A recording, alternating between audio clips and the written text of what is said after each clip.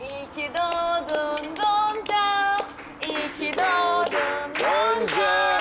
İyi ki doğdun, iyi ki doğdun. Mutlu yıllar sana. Teşekkür ederim. Çok sağ olun, teşekkürler. Dilek tutmayı unutma, tamam mı? Tamam. Tamam.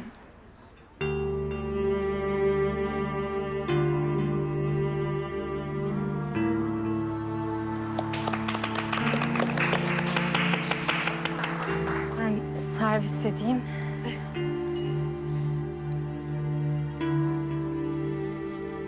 Ben... Gonca, iyi misin?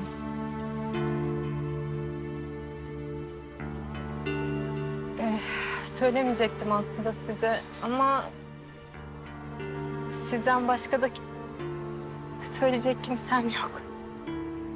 Hayırdır, ne oldu? Bugün işten kovuldum. Ne? Ne? Evet. Bir de projeyi müdüre kaptırdım. İş yerinde şu yakın olduğum kız vardı ya, hatırladınız mı Derya? Evet. Hatırlıyorum.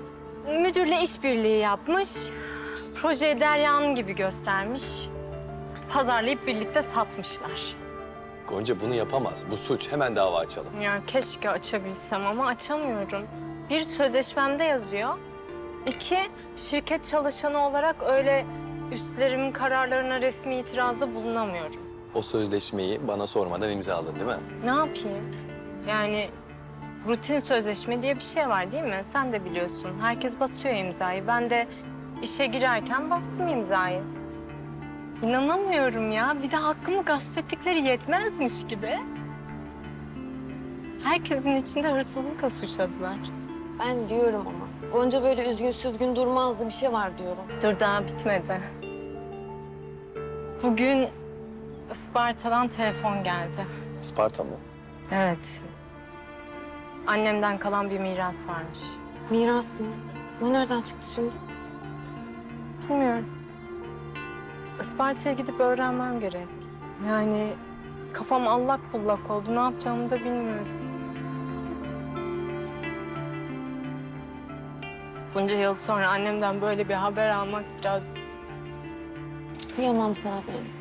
Rahmetli annene çok düşkünsündür. Ya kutlamayı da berbat ettim. Söylemeseydim keşke. Saçmalama. Saçmalama. Bize söylemeyeceksin de kime söyleyeceksin bunu? İyi günde de kötü günde de yanındayız senin. Diyorum. Aynen öyle. Teşekkür ederim. İyi ki varsınız. Aslında senin iyi ki varsın. Sen de iyi ki varsın. Tamam. Ya en sevdiğim pastadan almışsınız. Uzat tabağını. Tabii.